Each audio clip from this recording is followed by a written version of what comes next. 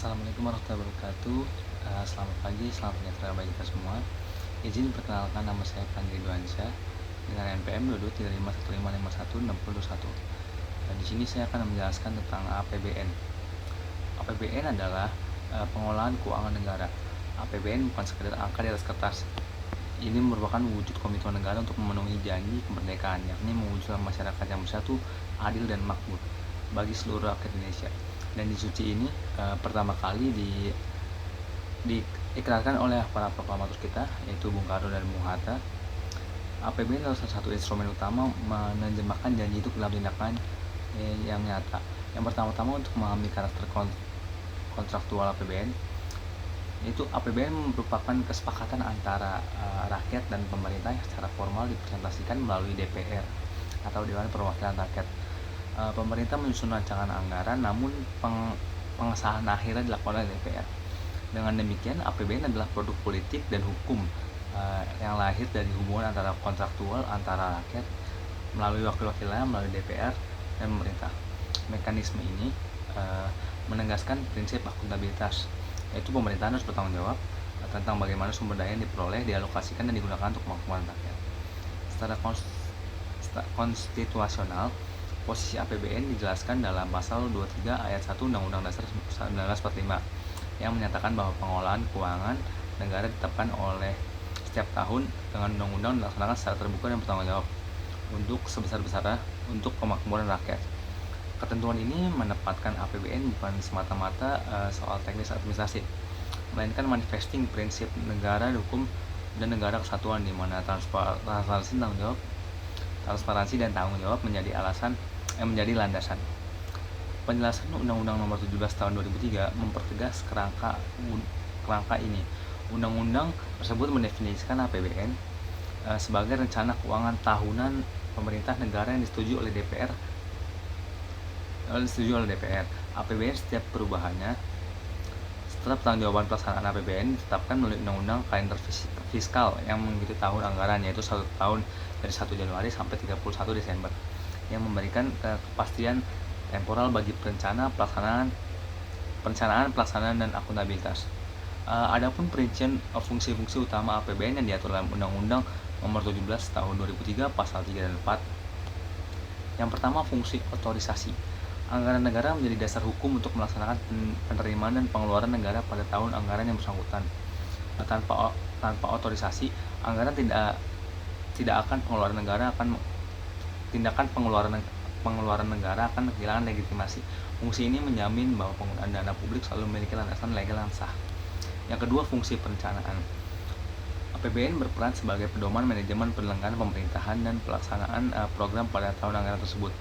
Dalam fungsi perencanaan, anggaran membantu menyusun prioritas, menetapkan target, dan mengerahkan penggunaan sumber daya untuk mencapai tujuan pembangunan yang telah ditetapkan. Hal yang ketiga, fungsi pengawasan. Anggaran berfungsi sebagai alat ukur untuk menilai pelaksanaan kegiatan pemerintah sesuai dengan rencana dan ketentuan. Fungsi pengawasan memungkinkan DPR, aparat pengawas dan publik untuk menilai kinerja pengolahan keuangan negara, sehingga tercipta mekanisme kontrol yang tepat untuk mencegah pemborosan, penyalahgunaan atau korupsi. Yang keempat, fungsi alokasi. APBN diarahkan untuk mengalokasikan sumber daya secara efisien guna mengurangi pengangguran dan pemborosan sumber daya serta meningkatkan efektivitas perekonomian. Fungsi alokasi ini menuntut perencanaan yang cerdas, dari memilih program yang bernilai tambah besar bagi perekonomian nasional dan kesejahteraan masyarakat. Yang kelima, fungsi distribusi. Kebijakan anggaran selalu memperhatikan rasa keadilan dan kepatutan. Fungsi distribusi menuntut kebijakan fiskal yang mampu mengurangi ketimpangan, menyediakan perlindungan sosial bagi kelompok rentan, dan memastikan hasil pembangunan dapat dinikmati oleh seluruh lapisan masyarakat. Yang keenam, fungsi stabilisasi. APBN berperan sebagai alat stabilisasi ekonomi, yaitu menjaga fundamental perekonomian dalam kondisi gejolak atau keterlambatan. Kebijakan fiskal melalui APBN dapat menstimulasi permintaan atau mitigasi fluktuasi, dan dapat mendukung pencapaian stabilitas makroekonomi di tengah ketidakpastian ekonomi global yang ekstraktif APBN dioptimalkan sebagai sebuah alat untuk meredam tekanan eksternal yang menjaga kesejahteraan domestik.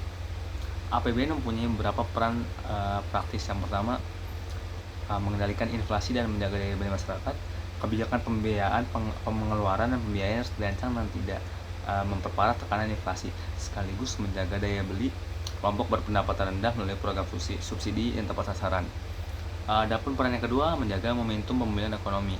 APBN difokuskan untuk mengurangi pengangguran dan angka kemiskinan, misalnya lewat penempatan produk padat karya, dukungan UMKM dan investasi infrastruktur yang menyerap tenaga kerja. Yang ketiga, menjaga belanja prioritas. Penguatan produktivitas dan fondasi ekonomi nasional harus menjadi prioritas anggaran, misalnya dalam pendidikan, kesehatan, infrastruktur dasar, serta riset dan pengembangan. APBN selanjutnya menghadapi ketidakpastian atau resiko di masa depan. APBN perlu diarahkan pada penguatan ketahanan fiskal. Ini mencakup dua aspek penting. Yang pertama, menyiapkan buffer fiskal sebagai cadangan untuk antisipasi shock ekonomi, atau misalnya cadangan likuiditas, ruang fiskal yang cukup, dan mekanisme pengeluaran yang transparan. Adapun penguatan yang kedua, mengkokohkan fondasi konsolidasi fiskal jangka menengah, yakni memperkuat basis penerimaan yang berkelanjutan, meningkatkan kualitas belanja publik, serta reformasi fiskal yang mengarah pada keberlanjutan utang dan efisiensi pengeluaran. Esensi APBN dapat dirangkum sebagai berikut. APBN adalah perujukan finansial. Ini hukumannya, APBN adalah perujukan finansial dari tujuan bernegara, sebuah instrumen konstitusional dan kontraktual antara rakyat dan pemerintah yang berfungsi sebagai otorisasi atau perencanaan, pengawasan, alokasi, distribusi, dan stabilisasi. Di era ketidakpastian global, APBN harus dioptimalkan sebagai absorber atau menjaga inflasi dan daya beli, serta mempertahankan momentum pemulihan, memprioritaskan penguatan produktivitas nasional, serta membangun ketahanan fiskal yang keberlanjutan jangka menengah. Semua itu dilaksanakan secara terbuka dan bertanggung jawab, demi sebesar-besarnya kemakmuran rakyat, sebagaimana ditegaskan oleh konstitusi dan peraturan perundang-undangan. Sekian penjelasan dari kami, kurang lebihnya mohon maaf. Wassalamualaikum warahmatullahi wabarakatuh.